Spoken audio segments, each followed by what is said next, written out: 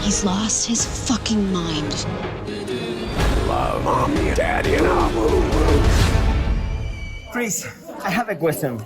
The Boys score is your favorite of all time, because I know you are a punk rocker and you have a great taste for compose with an orchestra. You mix both on this score.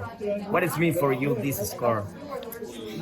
I mean, The Boys it's such a combination of all the things I love and the people I love.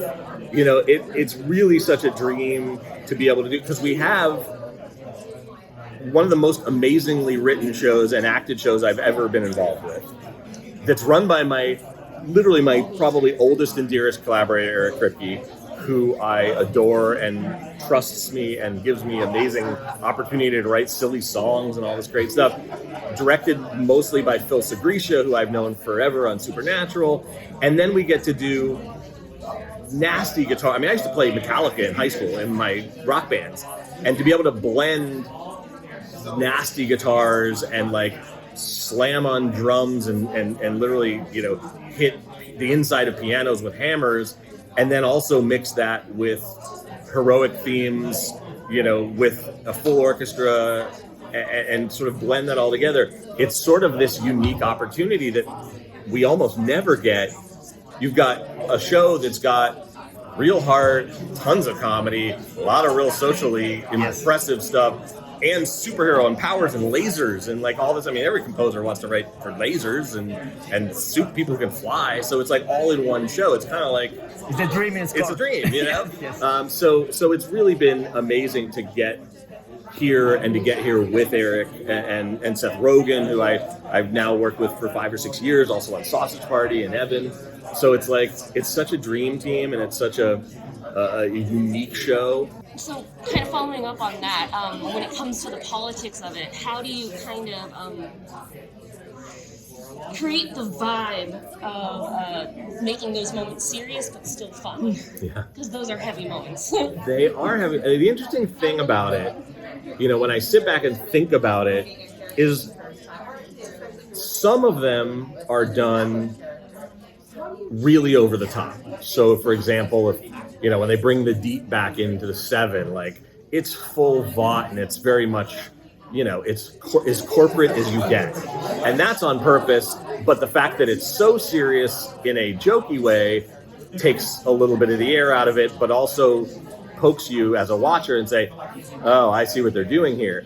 Whereas, you know, for example, something like the end of this season, when Homelander finally, you know, kills that guy in front of the stepdad, and then he cheers. And then, you know, one of the things that was interesting about that, and this is again Eric's great instincts, is I originally wrote the music like after he started cheering, after the stepdad started cheering, I had the music come in, and he's like, no, you gotta wait. You can't start the music until Homelander's mouth starts to turn. Because that's him deciding, that's him realizing he can do anything he wants to do, and no one's going to hold him accountable.